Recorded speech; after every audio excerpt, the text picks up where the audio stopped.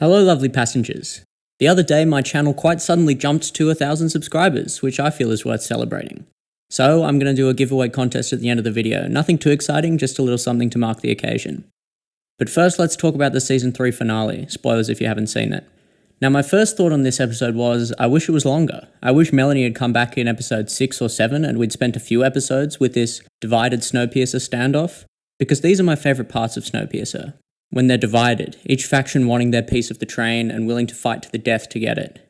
In broad terms, I really liked all the stuff that happened in this episode. It just felt very rushed and in some places unearned. But what I really want to talk about is the ending. And it did really feel like an ending. The people of Big Alice found New Eden and are preparing to start a colony there, and the people of Snowpiercer are there by choice now. And with fewer cars to pull and more electricity to go around, we can reasonably expect the quality of life on the train to improve. But it was a bittersweet ending. Families and friends were separated, and some may never see each other again. It's a demonstration that the problems of society can't be fixed without a cost having to be paid. In the movie, that cost was something quite different. But I know a lot of people didn't like the ending of the movie, so I was interested to see what direction the show would go in, and I thought it was a pretty good one.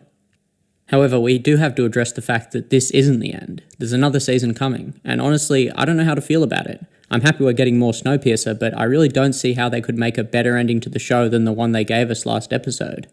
When it finally does come time to end the show, how are they going to top this?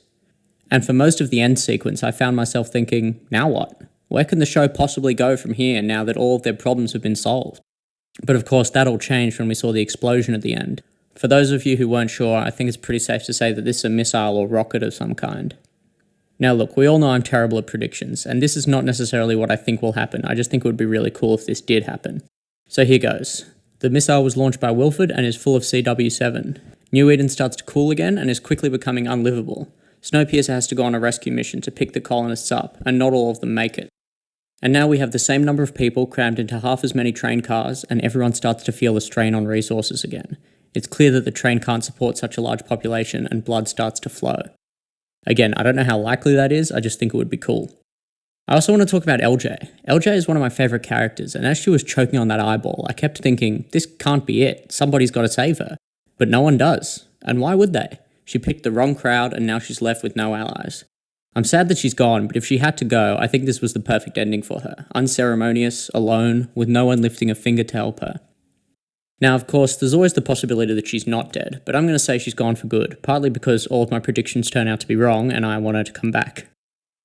Side note, I think this line is an intentional Lord of the Rings reference, but I'm not sure. Okay, now as I mentioned before, this channel recently hit 1,000 subscribers, and so I wrote a quick little speech. I made this channel because I thought I had something worthwhile to say, and no one else was saying it. I never intended to make more than one video. Now, as it turns out, what I had to say was completely wrong, but I still really enjoyed making the video. And some of you enjoyed watching it. I got a couple of subscribers and I started thinking these people are expecting more videos. I can't disappoint them. I make it a rule to only make a video if I think I have something worth saying, and the fact that you guys think it's worth listening to really warms my heart, so thank you. Okay, now I have a quick announcement and it's on to the giveaway contest. So, as you all know, Season 3 of Snowpiercer is over and it will be 9 to 10 months before we get any more episodes. And in the meantime, I've decided to make some non-Snowpiercer content. Now, I know you guys are here for Snowpiercer, and I'm not expecting these unrelated videos to get many views, but like I said, I really enjoy making these videos, and if some of you enjoy watching them, that's great. The first one will be related to the US version of The Office, and I'm also working on a video related to American Psycho. Okay, now on to the contest. If any of you have been to my channel page, you'll know that I have one featured channel, JCProductions. Now, Josh is one of my best friends, and he lent me his microphone when I made my first video, so you can blame him for the poor sound quality. So anyway, I'm in 2 of his videos, and to win the giveaway contest, all you have to do is correctly guess which 2 of his videos I'm in and comment their names below. And you need to be subscribed to my channel. The first person to do that will win